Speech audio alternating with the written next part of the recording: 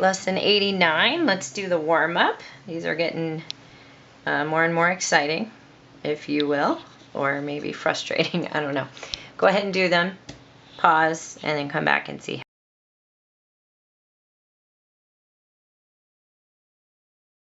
Okay, a few of these were not super easy, and that's okay.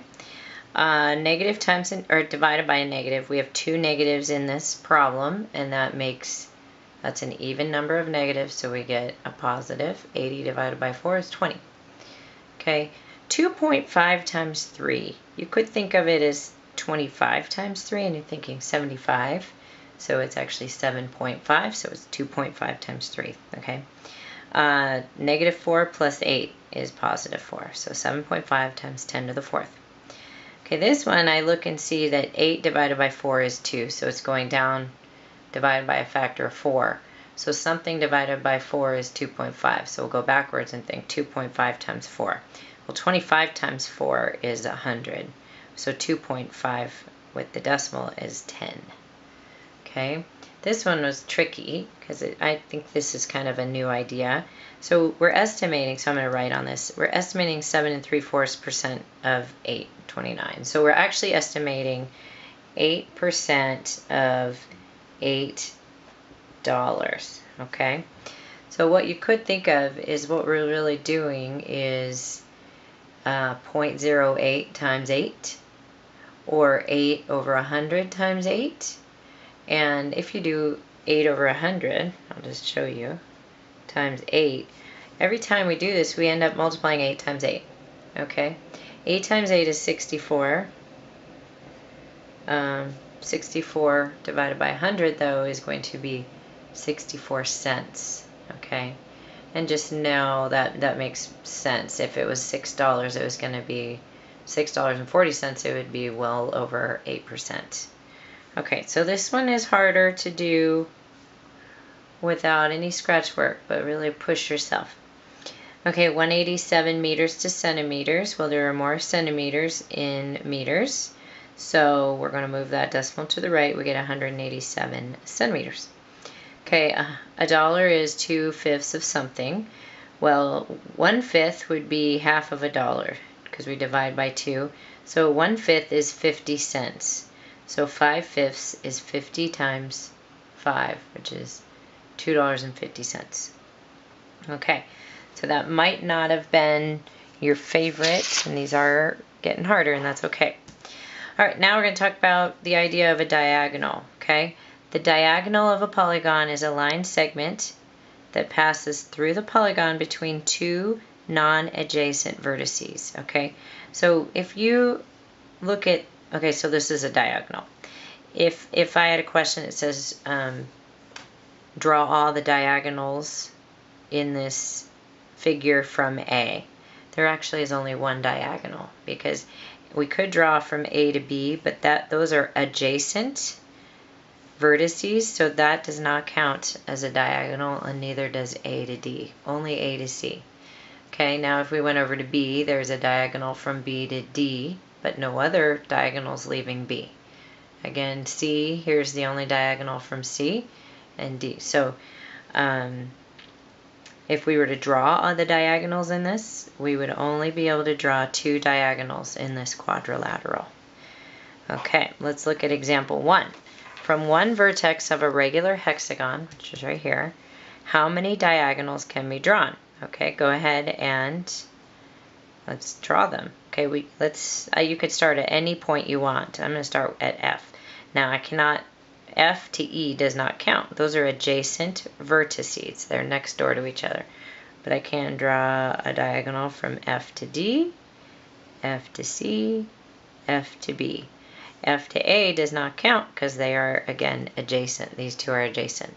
So how many diagonals can be drawn? From F, just 3. Oh, from one vertex, you can only do 3 diagonals. I started reading the question like maybe how many total. Okay, so it's 3 diagonals. Let's take it a step further just for fun and see how many total diagonals we could draw. Okay, we'd go to A and say, okay, so we've got 4, 5, 6, And then from B, oh, we already have one there. 7, 8. Okay, from C, that's already drawn. 9. And it looks like we've drawn all the ones that we can, okay? So it's actually 9. Now I took a class on this in college. It's called graph theory, where we had to kind of figure out how many diagonals things had, and there were formulas for it and stuff, but don't worry, we just left it at from one vertex, you got 3 diagonals in a hexagon. Okay, notice in example 1 that the 3 diagonals from the vertex divided the hexagon into 4 triangles. Now I kind of messed it up by drawing all those vertices in there, but if I darken the 3 diagonals from F, notice what happened was we made 4 triangles, okay?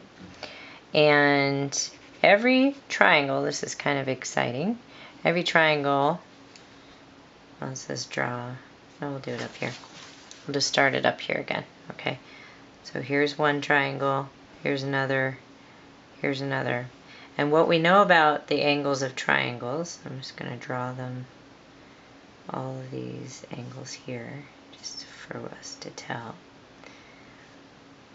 All of these triangles had angles that added up to 180, okay?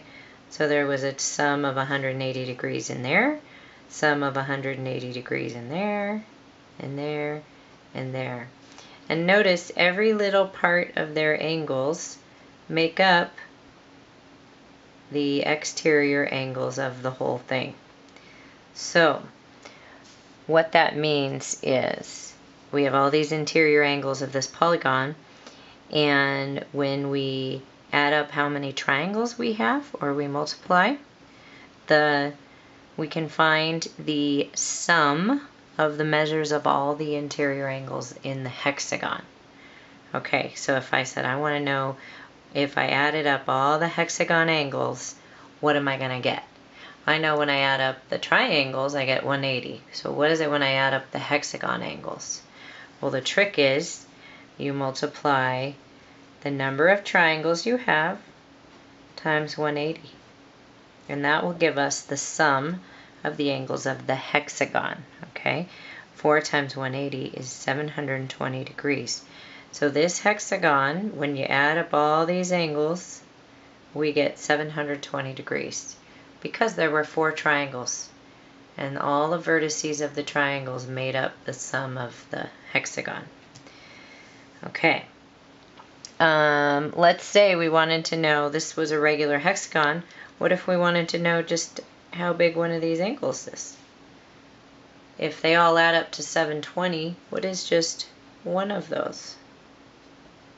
Okay, well, there are 6 angles, and they add up to 720. If this is regular, all these angles are the same. So 720 divided by 6 gives us our, how many degrees one of these angles is. So it would be 120 plus 120 plus 120 plus 120 plus 120, and that adds up to 720. Okay, now that's part of my lecture. Let's look at some questions with that. Amy inscribed a regular hexagon in a circle. That means all the vertices are on a circle. It also means that they gave us extra information we really didn't need, okay? So Amy inscribed a regular hexagon in a circle. Find the measure of each angle of the regular hexagon. Okay, so we want to find the measure of, oh, and I just did it up above. We want to know how many degrees each of these angles are, okay? Well, again, we actually up here realized, okay, well, I've got 4 triangles. Okay, so the sum of all those is, I know I'm repeating myself, this is in case you didn't catch it the first time. The sum of all those angles in that hexagon is 720. So if we divide 720 by the number of angles, there are 6, we get how much one angle is. Okay. on example 3. Let's draw a quadrilateral. I think I did it on the next page, maybe not. No, I didn't. Draw a quadrilateral and one of its diagonals. What is the sum measure of the interior angles of the quadrilateral? Okay, so a four-sided figure doesn't have to be a perfect rectangle, and this is draw one of its diagonals. Okay, so we have two triangles, and they add up to 180 degrees. Their vertices do, or their angles do. Okay, so the sum of the angles of this whole polygram would be 180 times 2, which is 360 degrees. Okay, and now, did I say polygram? Polygon. Sorry, it is late. Okay, moving on. Example 4. What is the measure of each exterior angle of a regular hexagon? Well, I just drew all these, showed you all these exterior angles. It's basically if you take one side and keep going out, they create all these exterior angles. These were interior, you know, this little arc here, but this is an exterior angle. And they want to know what it is when you add them all up. Okay. Well, there is a fun activity I hope to maybe do at school that will demonstrate this. But one way to think about it is, let's say I'm starting right here and I'm moving this way, my pen. Okay, and then I get to that point and I turn. Okay, then I'm going to turn again. Then I'm going to turn again. Then I'm going to turn again. Then I'm going to turn again. And when I've done all the turns, I have rotated all the way around. Okay? When something rotates all the way around, we say it has rotated 360 degrees. Okay? Which is a rule. The sum of the measures of exterior angles of any polygon is 360. Okay, so the sum, all the angles, the sum equals 360. All of them all together. Okay, however, we need to now count. We've got 1, 2, 3, 4, 5, 6 exterior angles. So if they all add up to 360, then we want to divide by 6 to get one angle, which is 60 degrees. Okay? And it would be fun to maybe do a project or a little activity outside with you guys if weather permits next week. Okay, now you can go ahead and pause and do A through E, or I think there's more than A through E, A through G. And if you get stuck or don't match up with the answer key, go ahead and come back and watch the video and see how you did. All right, so you should be turning it off or pausing right now. All right, it starts with letter B because it says finish the examples if you haven't. Well, I'm assuming you did. All right, how many diagonals can be drawn from one vertex? Show your work. So just draw. Don't go adjacent. It looks like there are two. Two diagonals. That was easy enough. Okay. Now the diagonals in problem B divide the pentagon into how many triangles? Oh wow, this is tough stuff, right? 3 triangles. Okay, what is the sum of the measures of the 5 interior angles of a pentagon? So here's our pentagon, and we've got 180, 180, 180, and there's 3, so we're going to say 3 times 180. Okay, and what we get is 540 degrees when we multiply. That's the sum altogether of the pentagon. Oh, I didn't even show it to you. So sorry. Okay, a couple more. E, what is the measure of each interior angle of a regular pentagon? Well, remember the sum total was 540 degrees, so if we divide that by 5, we get how much 1 is, correct? All right, so 540 divided by 5 is 108 degrees. Okay, now what is the measure of each exterior angles of a regular pentagon? Of each of the grammar is wrong on here. Hope you don't get to dock me for that. This isn't grammar class, but this is poor grammar. All right, so what is the measure of each of the exterior angles of this pentagon? So let's go ahead and draw these just so we can have a visual. It's good to practice drawing exterior. Kind of have to all just extend one way out. Okay, so it looks like we've got the sum of them is 360. That's always, no matter what the polygon is, okay?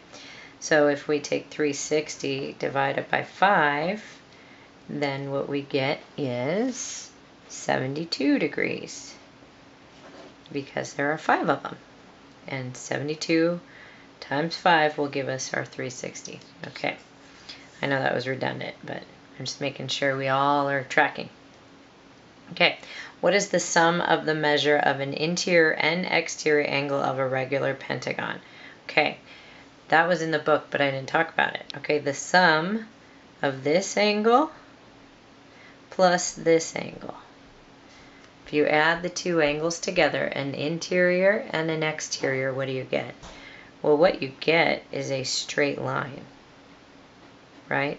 Together they make a straight line, which is called a straight angle. So when you add them together, you get 180 degrees, because a straight line is, here's a visual for you. Say this was an exterior, and this is an interior.